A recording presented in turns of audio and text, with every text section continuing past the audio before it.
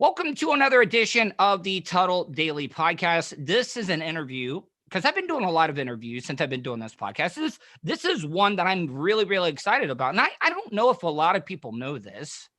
Brent is the reason that I ever got a chance at the BRN. He was one of the first people I talked to, and on the line with me right now, well, on Zoom, I can't, this isn't radio anymore. We do this messaging app stuff, is Brent Hatley. Brent, how are you, buddy? Hey, Tuddle, it's great to see you, my friend. Doing wonderful. Where are you right now? Are you in the Tampa area, or are you south of Tampa? So I live with my wife in St. Pete, but currently we're in Fort Myers. We do stuff down here with a group called iOS Connections, and we stay down here. We stay down here quite a bit. We shoot content down here. So I'm in Fort Myers now. I'll be back in Tampa tomorrow.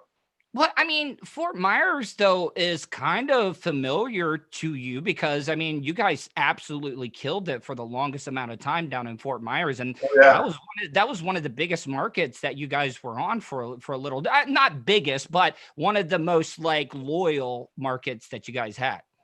Definitely. Very enthusiastic. And there's a great swinging community here in Fort Myers. So we got lots of friends here.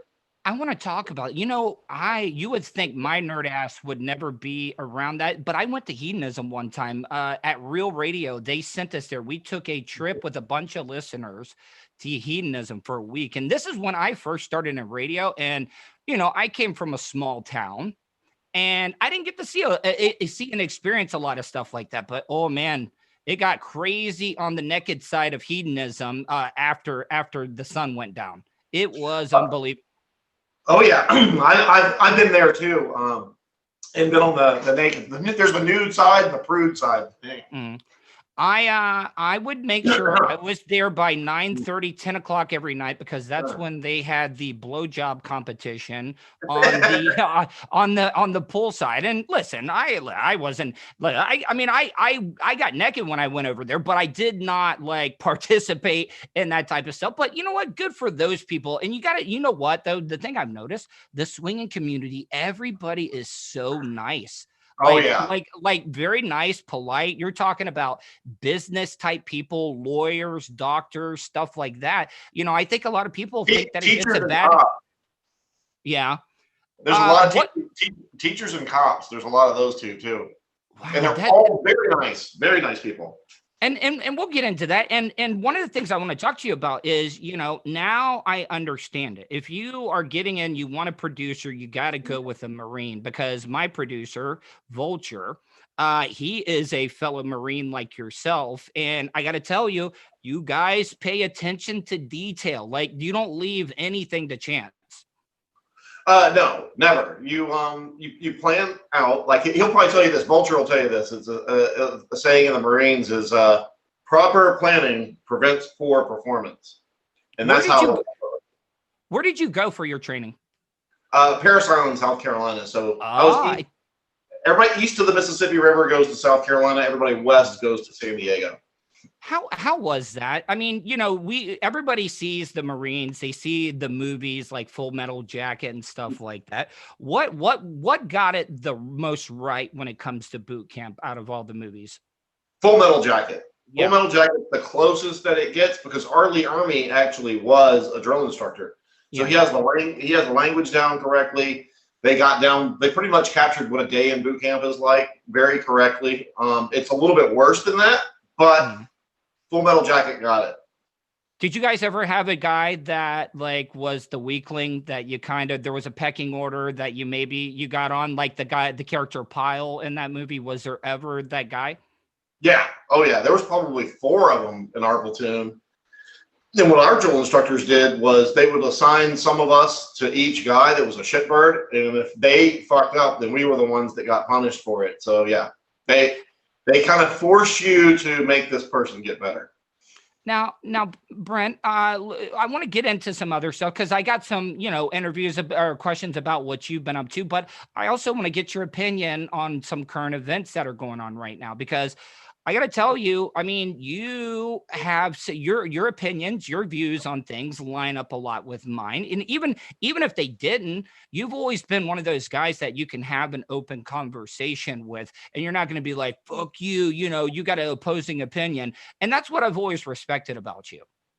Yeah, thanks. I've always been that way because I'm friends with everybody. And, when I worked at Sirius XM, I was friends with all the liberals, all the conservatives, and everybody in between. Because everybody has a reason for their opinion. Sometimes I'm just more interested in what your reasoning is for your opinion than really trying to change your mind. Now, where can people catch out some of the stuff you're doing? Because, I mean, it's amazing that you've worked with some really big shows, even from the beginning and stuff. I'm sure people want to check out a lot of your content, find out what you and your wife, Caitlin, are up to. Where can they check out any of that content at? So you can go to, there's two places. One, you can go to BrentHatley.com, and that will tell you all about the Twitch show. And if you want Caitlin's OnlyFans, her Cameo, stuff like that, you can go to CaitlinHatley.com. And I know it's spelled a bunch of ways, so it's KaitlinHatley.com. Is there a link off of BrentHatley.com? Like if people don't want to, like, I don't know. Yeah. Okay, so if people want to easily remember, okay. Yeah, and check everything out.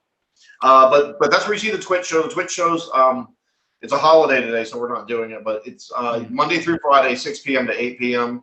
And we talk about everything except for politics. Everything else is on the table.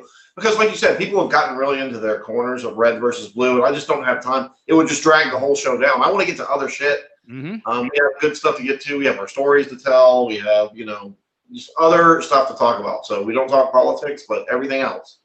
So it's amazing because I was reading a story about, with all the people that have been laid off right now, maybe furloughed or told to go home for a little bit. And you're seeing more and more people that you wouldn't necessarily usually do an OnlyFans page are trying to make some money off of that. Like, can it really be that profitable? Yeah, it can be. It just depends on how hard you want to work at it. Like Caitlin works extremely hard at it, and her page does very well. Like she makes good money doing it, but she works very hard at it. Do they tax you? Like, I mean, do you have to get like some, like, do you pay as you go, or do you got to make sure you're putting away a little bit at the end of the year to pay taxes off of stuff like that? Well, you do it. It's a business. It's under an LLC. So you pay your quarterly taxes, and then you have your tax return at the end of the year. And yeah, you pay taxes just like everybody else. And it's a bit more of a pain in the ass because it just doesn't come right out. So yeah, you've got to hire an accountant and all that kind of stuff. Because I don't know how to do that shit. So we have an accountant. So there's a lot of rumors, working in radio, people, it's like we work a job where everybody wants to know why someone left and stuff. And I was reading some stuff and is it true? The migraines was that something that came out? Were you battling migraines for a little while? Or? Yeah. So, if you're referring to being at the Stern show, I know a lot of people have this weird thing that nobody ever leaves Howard Stern, which just it's a weird thing because it's not true. I mean, first of all, of the people that you've heard of, people leave. Billy West, Artie not on such great circumstances, and we all wish Artie well, but there's a lot of people behind the scenes that are very important to the Stern organization that have left. It's a career. I just didn't want to be there anymore. But yes, I was battling chronic migraines and in New York City, and I'd gone to every specialist and nothing. We're Gator fans. Percy Harvin, that kind of cut his NFL career short for a little while. Did the marijuana help you? Because I know that's kind of Percy was a big cannabis smoker at the time, and I know like his migraines were so bad. Like he missed a whole bunch of games as a Gator. He missed games as an NFL player. The weed, did it help you out, or is it just that bad? Mine was so bad. The weed does help some if I can kill the migraine. What really helps, crazy as it sounds, is Botox. So I go get Botox injections for where my migraines are. Like, where do you get it? Is it in off my forehead all the way around to the back of the side of my neck? Mine come from right here, and this whole side of my head. So they just inject Botox everywhere where it hurts, and it paralyzes those muscles. So about every 6 months, I got to go to Dr. Diaco and get Botox injections. Yeah, Dr. Diaco is a really great guy. And speaking of some friends of the show, I want to get into a little bit about. I don't think a lot of people realize this, and I know how hard you work behind the scenes. You were involved in 2 major trials, on Bubba's show, but a lot of people. Well, in the first one, your ass was kind of on the line on that one. Like, were you worried? Like before when you walked in, can you just maybe? I know it was a long time ago, but kind of walk me through what was going through your mind, how you were feeling. Kevin Hazlett was your attorney at that time, right? Correct. Now, and Phil Campbell, oddly enough, but so back then he's referring to Bubba and I were arrested for killing a hog in the parking lot of a ridiculous.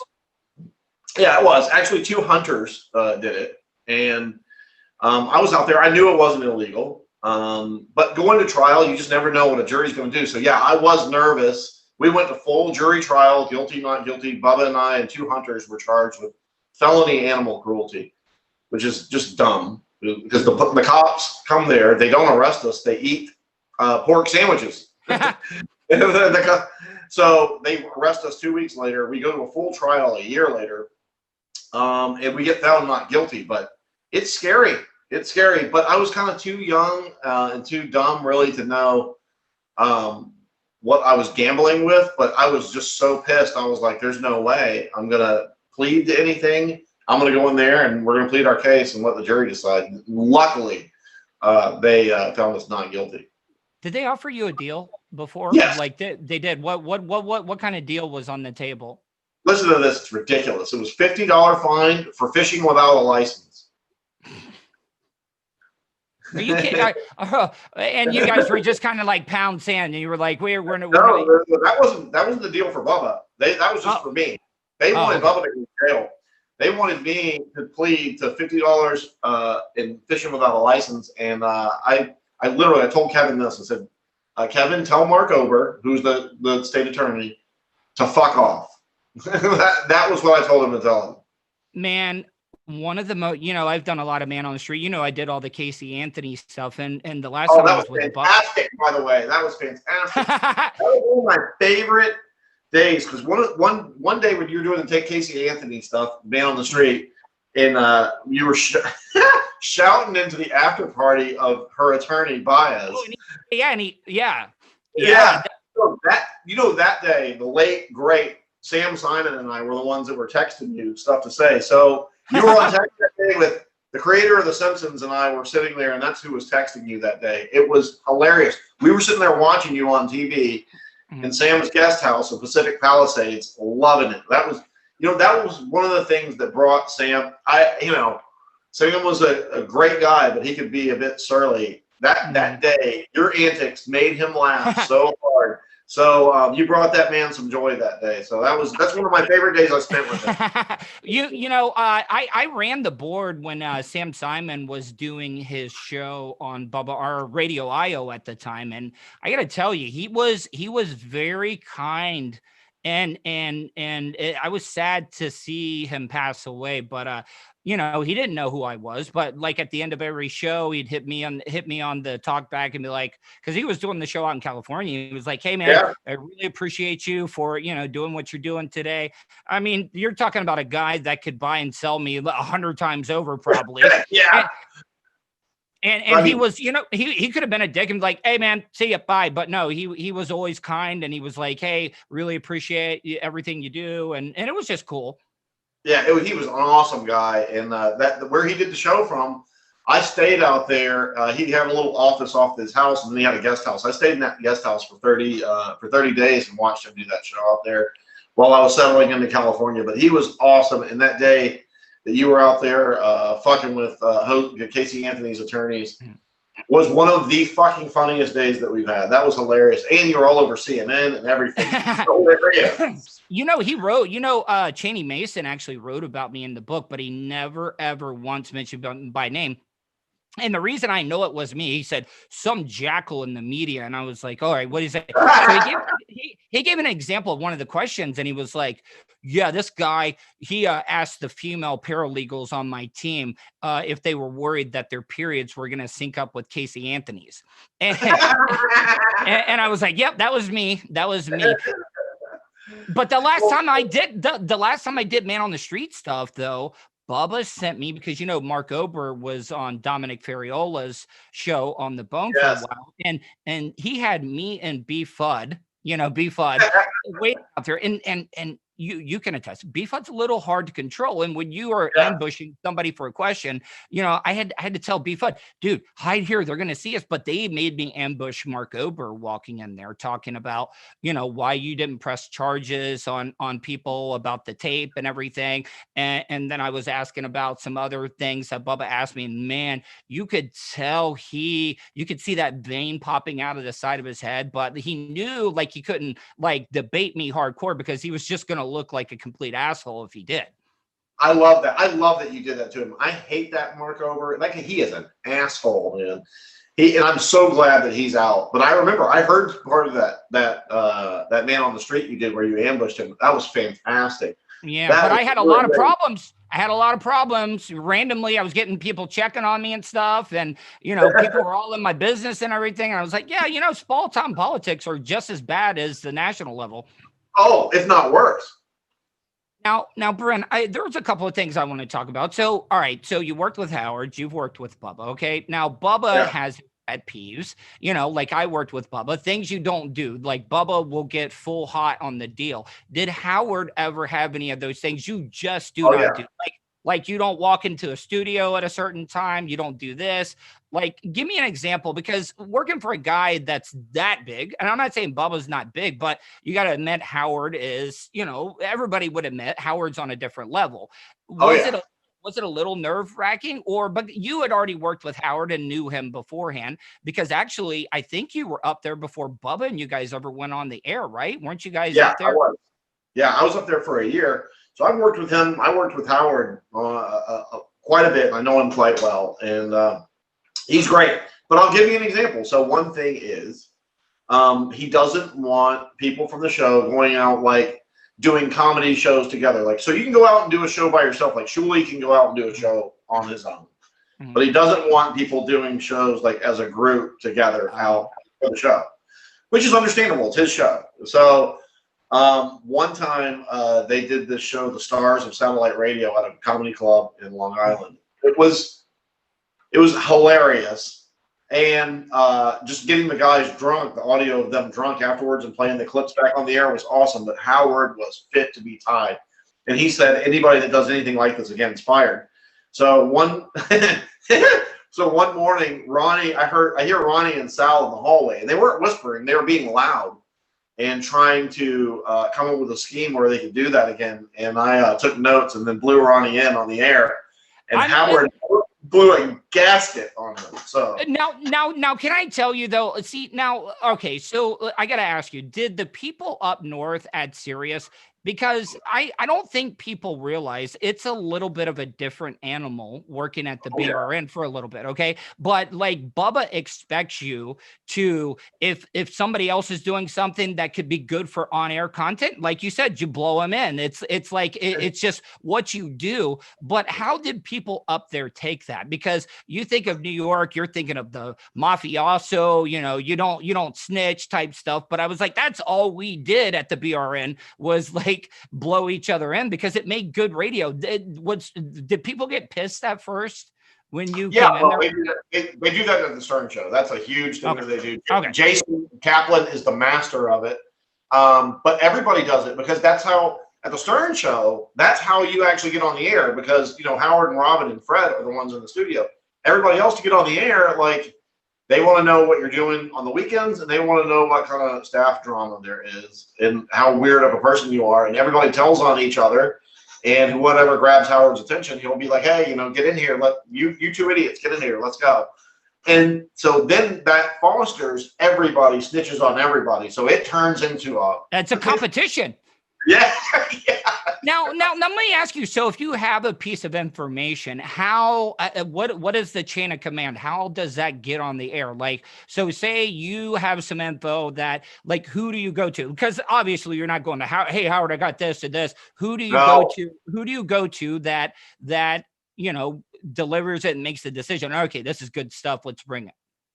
So I go to Jason and to Gary Delabate. So I would email it to Jason and CC Gary Delabate, like for the Ronnie thing. So I took notes. I typed up my notes. I emailed it to Jason and Gary Delabate. They sat on it until the next time that Ronnie was in studio. Next time Ronnie's in studio, they're like, hey, Howard, Ronnie's been trying to do this. And then when Ronnie denied it, they were like, oh, well, Brent's coming in and he took notes on Ronnie's conversation. So Jason and Gary Delabate kind of figure out where to fit that stuff in. Now, has anybody like caught wind?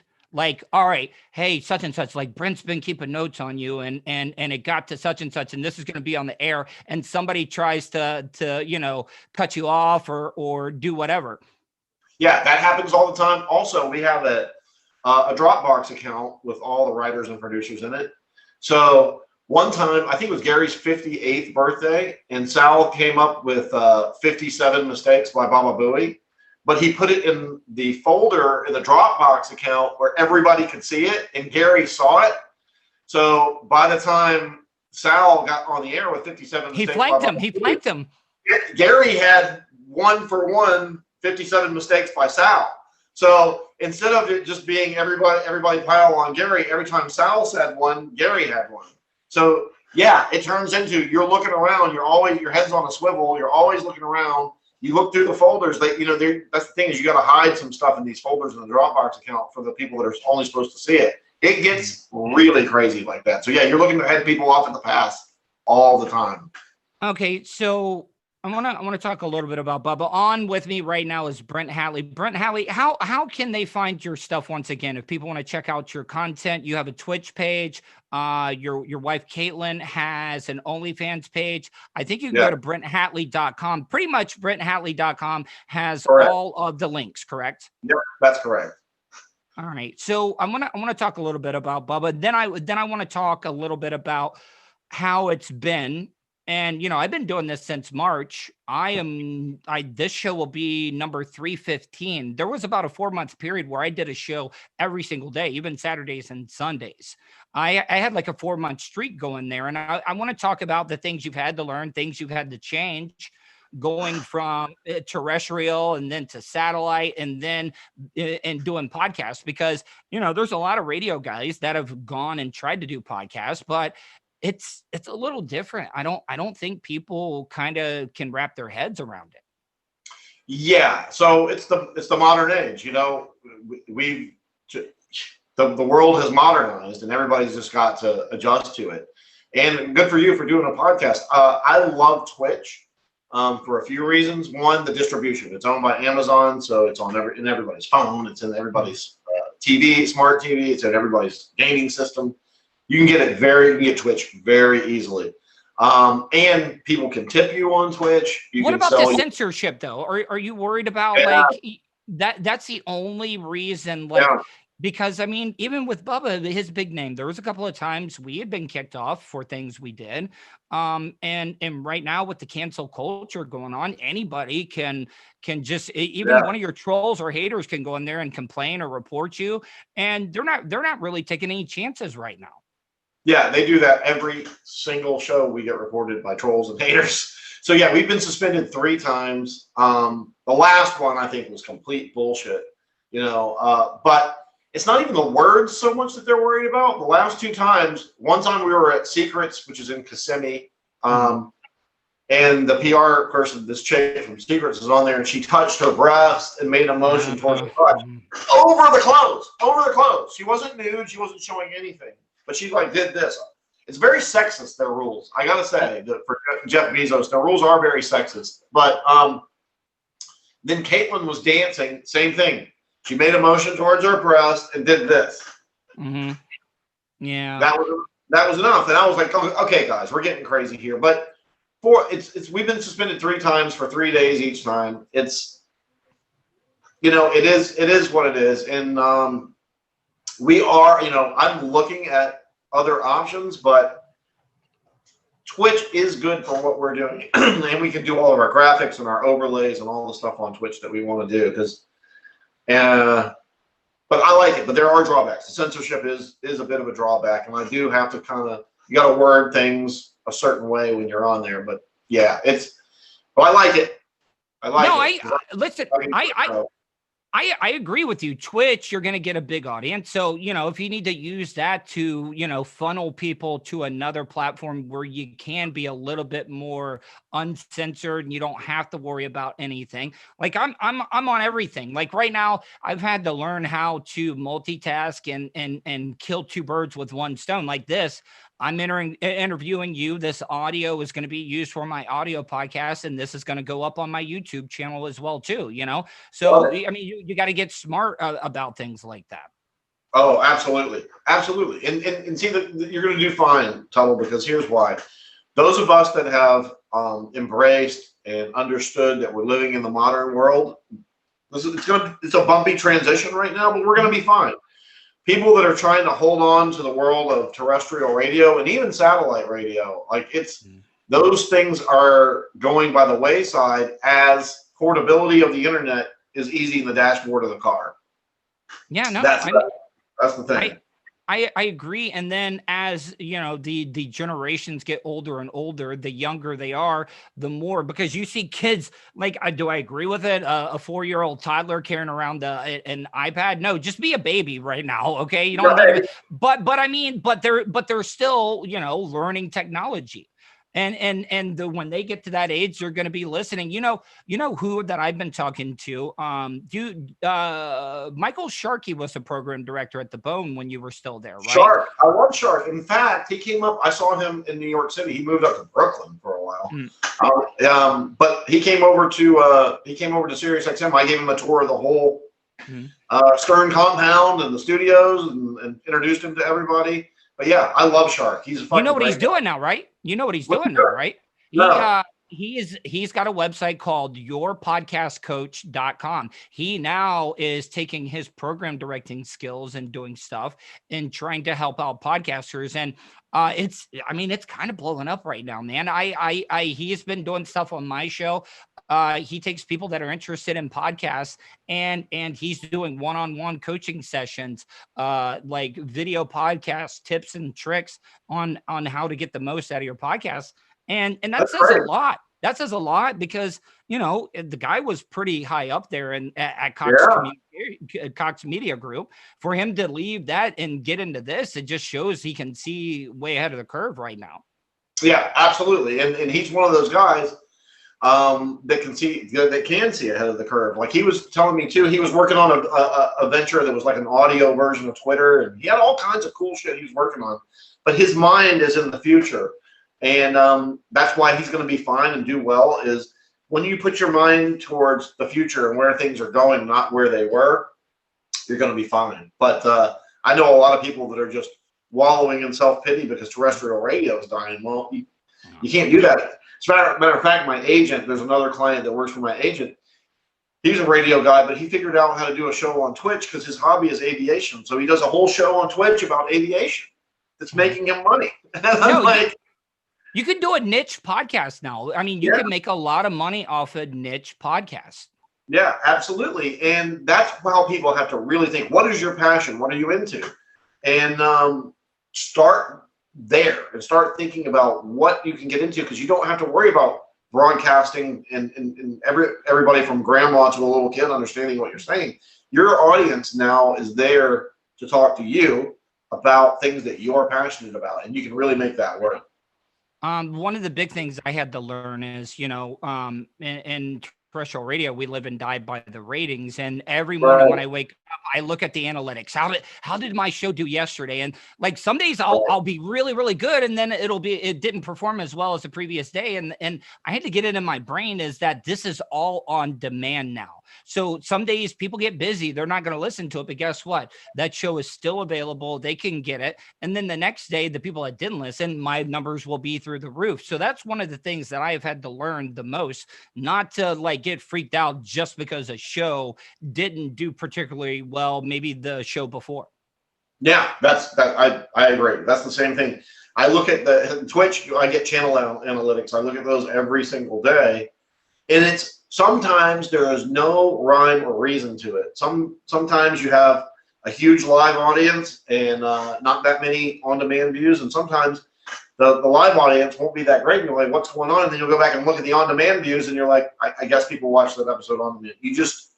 You don't know. And like you said, people get busy. They have kids. They have their own schedule, and people listen to and consume their media on their time. And you just have to do great stuff that they want to download and consume.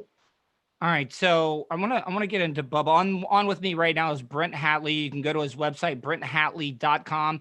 He's doing podcasts. His wife Caitlin is doing an OnlyFans page. You can check that out. Got to tell you, Brent, you did very, very well on the wife. It seems like a great personality, smoking hot. I got to tell you, man, great work on that one. Thank you. And she is. Here's the thing: is a lot of people say a lot of stuff about her because they don't know her. Yeah, she's beautiful. She's smart, but she's an insanely cool person. Like to hang out with her, you would love her. She's friends with everybody. Like people that meet her, it's like she's fantastic. So thank you. I appreciate that. But she's just a really fun, good person. And when she does her OnlyFans stuff, she doesn't filter any of her pictures. She doesn't edit any of her pictures. She puts them all up raw.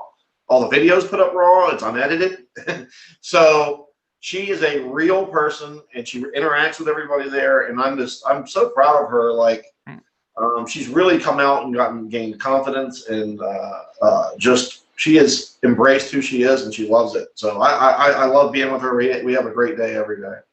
Now, see, I think of questions as I go here because, I like to let the conversation grow. A lot of people don't realize this is that radio listeners can be the absolute worst. Like they can be horrible. And I don't think that enough people think about the wives or the spouses of people on the radio and what they have to deal with, the things that are said to them or how they're under a microscope. Because I was married when I was on the radio, and I got to tell you, it's rough. It's rough sometimes. And, I don't know Caitlin, but I would figure that she's very understandable, rolls with the punches. But I mean, we've all had girlfriends or other halves when we've been married that it's caused a lot of fucking problems of stuff that happens on.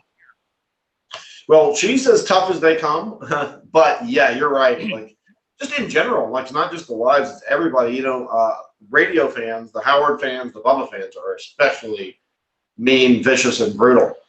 So you kind of just got to let it roll off your back. And when you see some of these people, you're like, are you kidding me right now? You're criticizing me? Really? Okay, buddy. Okay.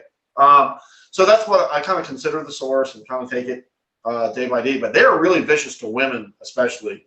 And they're really vicious to her. To my wife, and they're even Howard's wife, they're vicious too. And she is like the sweetest person on the planet. This woman rescues animals, and she's nice to everybody. Baby puppies. She's like, she's running into buildings that are on fire, saving puppies, and going back in to get like a ugly dog that had 1 foot or something that couldn't get out. Like that's the type of person that she is. And they're vicious to her. So I'm like, well, if you're going to be vicious to Beth Stern, then you're going to probably be vicious to me and my wife and everybody else. But again, I consider the source, and there's people that I like and don't like, but I never get on the internet and say, I hate Oprah's show and then make up stuff about it. It's really weird also. What is, okay, now everybody knows the, just off the top of my head, everybody knows you getting drunk at the BRN, Jack Daniels, Brent, that stuff in the show. But what is the maddest, like 200 straight shoot that Bubba has been mad at you for something? Let's see. Let me think. God, there's so much, man. I think the maddest was one time we were doing a broadcast in Jacksonville. And this is before you could just like put it in your phone or GPS. And I was trying to find MapQuest. Did you do MapQuest or something? MapQuest, printed it out, but that's not the same as having like directions from the hotel to the station. So he was mad at you because you were late. You had a hard time getting there, or you gave him wrong directions. No, it was him and I in the car. Oh, okay. Oh, and he was flipping out. So what was your key? Okay, so a lot of people think, what would you do? Because Bubba would do this to me. Okay, now when he gets really, really mad, if you go overboard and you're not fighting him, like if you're apologetic, he'll be like, stop patronizing me, or he would like, I'm not an idiot. Yeah. So what would you do? Like what? Okay, you're gonna have to take your beating, but the goal is to make your beating as small as possible or not as long. Like how do you get out of the sights of one Bubba the Love Sponge when he's mad at you? What you have to do is kind of sit there and be quiet and let him run out of steam. I kind of just let him. I just kind of let him run out of steam. Yeah, and then I would have a conversation with him. So. But I would do that and I would be quiet and he'd be like, oh, well, what am I paying for you? What am I paying you for? You're not talking on air, you know? Well, that's just him needling you because he needs you to say something on the air so they can continue to fuck with you. Have you now, because God forbid, I think I might hold the record for the amount of times being fired and rehired at the BRN. So have you ever come close? Like, has Bubba ever told you to go home one day? Like, just get the fuck out of here, Hatley. No, it never came to that for me. But he did get really pissed at me, and he did kick me out of the studio. That's as far as it got with me. Yeah, it was. There was some rough days that I got kicked out of the studio, but I can be quite belligerent too. So it was. Oh no! I tell people this. It was kind of like being in a band almost. Mm-hmm. And people leave the band and they replace band members sometimes. It's kind of more analogous to being in a band than it is almost radio when you're doing those types of shows like Bubba and Howard and the Monsters, like shows like that. I mean, listen, hey, like I don't want people to think, no, listen, I'm very appreciative that everything Bubba's done for me this time around. I've been cool as hell. You know what's funny, Brent, is at the time that I'm cool as hell and haven't said a bad word or motherfuck people like I did before. You've been around. Hell, I think you even blocked me a couple of times and I was a complete asshole, but I took it personally and I was young and I was dumb. And every time I got fired, I took it personally. And I know I'm not making excuses on any of that stuff, but I've learned, like I've repaired a lot of the bridges that I've done. I was dumb and I own up on my mistakes on stuff, and all of us do. That's all you can do as a human being. We all make mistakes, and all you can do is learn from it and grow. That's really all you can do. Now you were just in there now, and we're not talking, but it's kind of like back in the day, like, but and we all change as broadcasters. And I'm not saying anything bad, but like, I see some things. I watch the show every single day, and Bubba has changed. He's not as dictatorship-like as he used to. He's more understanding about things. But like some of the things that are going on around there, I'm like, holy crap! I only started in 2010, and I still didn't get the worst, the guy that could be a complete dick or blow up on you, because before 2010, I've heard stories before too. So he has evolved, he's changed and become a different person. But I was like, man, if they would have pulled some of that shit that they're pulling today, it would have been bad news before 2010. Yeah, oh, definitely. He's a lot less, like you said, I used to call him Pol Pot because he was such a dictator. But he's not that anymore. He's smoking weed, and that calmed him right down. And you used to be on his ass. He used to be on you and Manson's ass about, go out back. I don't want that around here or anything like that. And I got to tell you, man, he has been so much more laid back once he's gotten on the marijuana, man. Oh, 100%. The weed calmed him right down. So I was over there, and they were having a great time. Not only that, he's in the shed out back. He's such a redneck from Indiana. He's got a shed out back where he's painting, and his paintings are actually pretty good. But whatever you might think of that, it's therapeutic for him. He puts on his music out there and he paints, and that's also a time for him to be alone and process things. And I think that's really good for any human being to do. And he's painting, he's getting high, and it looks like it's a lot better working relationship with the employees going on there, which I'm happy for all of them. Have you picked up any hobbies? You know, a lot of people are picking up hobbies during this year because a lot of people are trying to keep themselves from like blowing their brains out or something. You know, so I mean, have you picked up any hobbies? Like, I'll give you an example of what I've gotten into. Okay, well, one. You know, I quit drinking. I'm over a year and like 13 months stopping drinking. And dude, I've lost so much weight. And the weed, like, you know, the marijuana helped me stop drinking. Like, yeah, oh yeah, you know, it really did. Like, I got blazed. Like, anytime I wanted to get drunk, I just got as high as I could.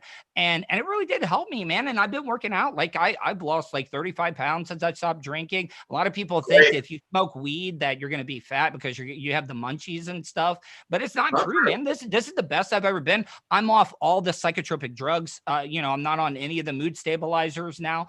And you want to know what made me, and you guys have been saying this for a year, the big pharmaceutical companies, they're throwing pills down your throat. And I was in the hospital.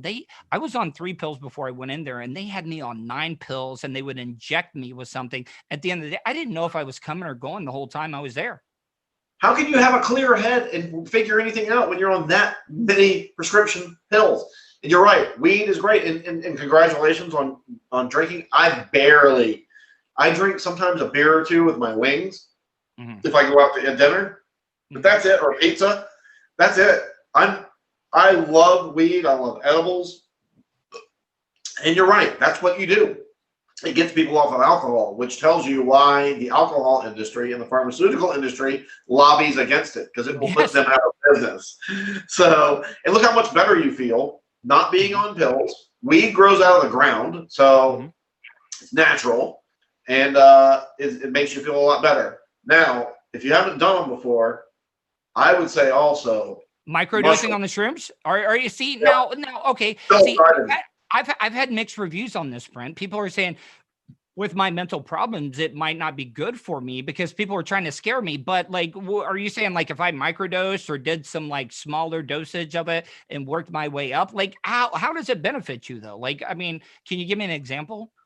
Oh my gosh. So I'll give you a couple of good examples. So number one, mushrooms, you have epiphanies on mushrooms. It unlocks a part of your brain that you don't have any other way, and you figure things out that you've never figured out. So number one, my wife, as good as she looks, she had body dysmorphia. So we were in Jersey City and we did mushrooms one time, and she went and looked in the mirror. She came outside and she goes, "Is this what I really look like?" I'm like, "Yeah."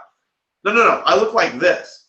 It removed like the fog of the lens in her brain so she could see her actual self in the mirror. The other thing, two other things.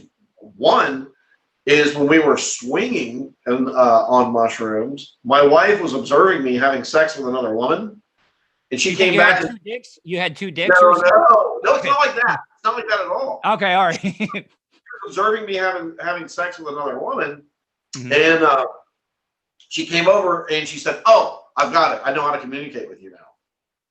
And then we haven't had an argument since that day. Oh, wow. Like epiphanies come into your brain. Like you'll realize, there'll be somebody in your life and you're like, "Oh, I got it. I'm not communicating with that person right. They're not understanding what I'm saying because they don't understand the language that I'm using." Another epiphany, we were at Secrets, which is kind of a swingers place in Kissimmee. They've taken I've heard of it. Yeah. So they've basically taken for the audience, they've taken basically like a Ramada Inn and turned it into a swingers party paradise. So we were there on a Friday. We did that live broadcast from there. We got suspended, and I had a number of things that were bothering me, and I was just not able to get into whatever the party was that we were doing that night. I was not able to get into going to the club or anything. I was like, I'm just not having a good time. So my wife was like, "Okay, I'm going to fix this right now." She gave me a microdose of 2 caps of mushrooms. 10 minutes later, like the stress, the anxiety, everything went gone. Kind of sounds like ecstasy almost, like not as bad. Like, you know, it removes your inhibitions. It stops you from feeling like thinking of the way that the general population does, and you do what makes you feel happy. Yeah. Mushrooms though even unlocks the thinking part of your brain more. and you get you in, like, you start to get in touch with your breath and your bodies. And whereas ecstasy makes you feel that serotonin happy feeling. Yeah. You get really cerebral on mushrooms, and you really figure some things out, and some of the things that are bothering you go away. In fact, they use it for cancer patients that are dying, that are terminal. Yeah. They give them mushrooms because they have that terror, that death of that fear of death and that terror. Yeah. So they bring them in at NYU in New York City, and they give them mushrooms, and the doctor, the nurses monitor them, and one dose works every 6 months to kill their cancer fears. Wow. It relieves that anxiety.